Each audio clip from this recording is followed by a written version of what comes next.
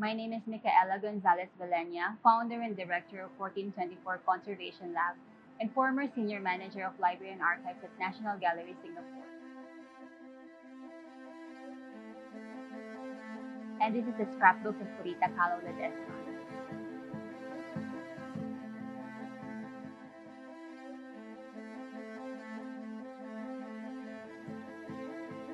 The process of describing the contents of the Purita Kalaw-Ledesma scrapbooks is vital in facilitating searchability and accessibility for researchers.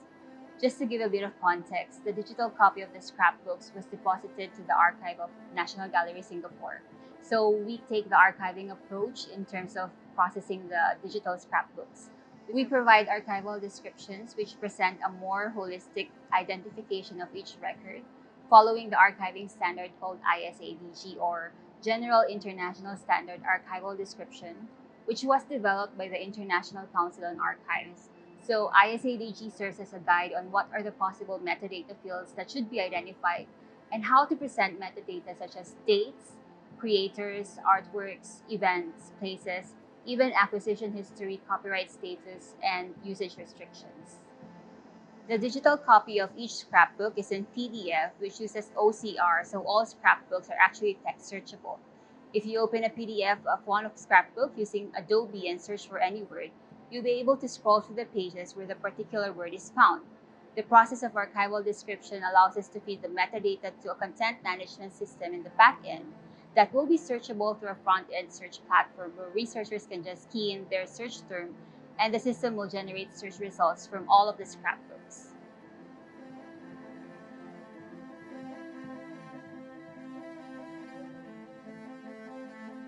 The scrapbook collection has been one of the most consulted archives of the gallery. With the contents of the scrapbooks being mostly copyright protected, we are unable to make the digital copy available online on the search portal. So we've had researchers from different countries who flew into Singapore and visited the gallery's archive, where the digital copy of the scrapbooks are currently available for on-site view access using the viewing terminals. About 2 years ago, some volumes of the scrapbooks were among the main resources for a digital residency of a curator from Kagoma. The scrapbooks have been particularly helpful when researchers are looking for references about Filipino artists, their works, and exhibitions, which researchers may be unable to find elsewhere, but the scrapbooks have such exhaustive contents from the 1948 to 2000s, which really provided detailed accounting of the or documentation of the art-related events during the period.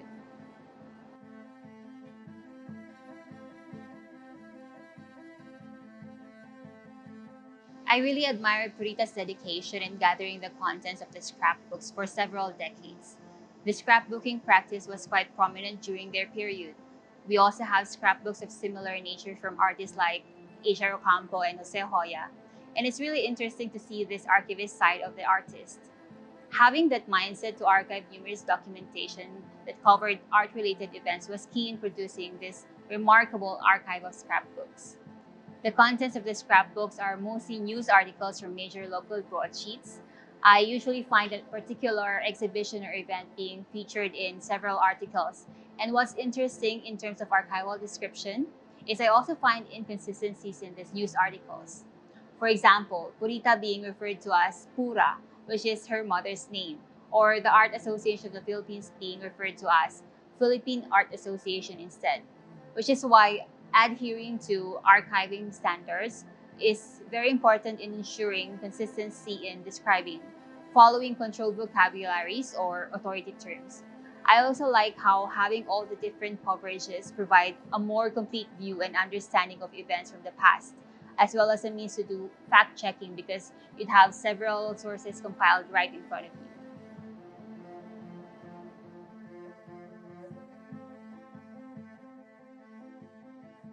The personal learning, of course, is very rewarding. Each scrapbook has hundreds of pages, which is like a treasure trove of information. Archiving has a way of transporting you to events in the past, and it somehow creates a personal connection to these events and people. In this line of work, you also have to learn time management and discipline in identifying key details. At the gallery, I worked with a number of volunteers and interns whom I trained to help with archival descriptions. It was always nice to have that sort of small community who was working on the same project and sometimes discussing interesting discoveries we've made along the way.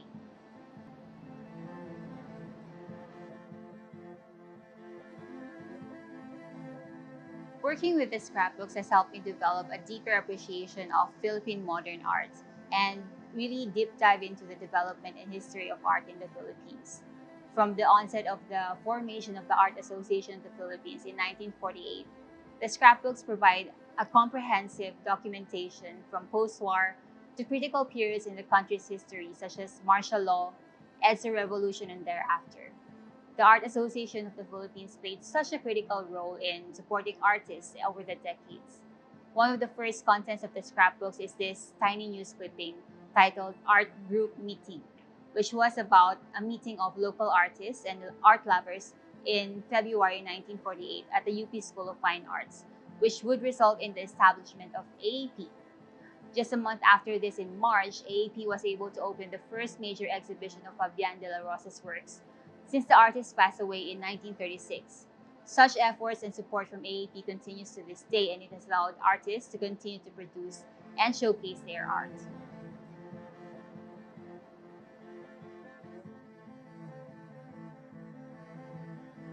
The process of archival description takes a long time, and as of now, we haven't even covered half of the total of the scrapbooks.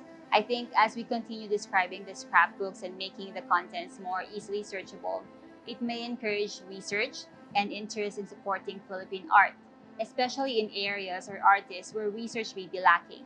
In terms of copyright, the contents of the scrapbooks will gradually enter public domain, which would have an impact on accessibility of the scrapbooks.